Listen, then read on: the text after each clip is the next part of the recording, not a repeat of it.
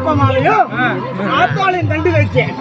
ஆத்தாவோட மகிழ்ச்சியும் மீண்டும் கூடி வருமா, மகிழ்ச்சி வீரத்தை கூட்டி வருமா, கல்வியை வாரி வாங்கி வருமானு சொன்னாங்க.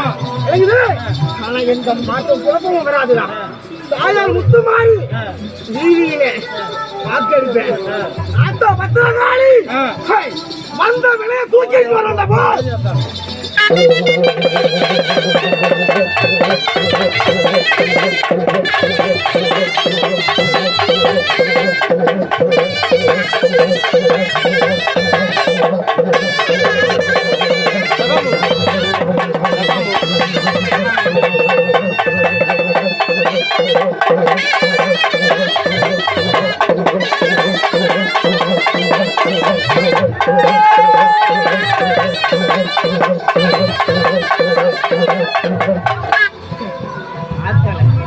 ஒருவாடி கேட்க வந்தான். மன்னனோட நிலையம் என்று கேட்க வந்தாண்டா. இதே போல கை விட்டு தடுமாறி நிற்கிது.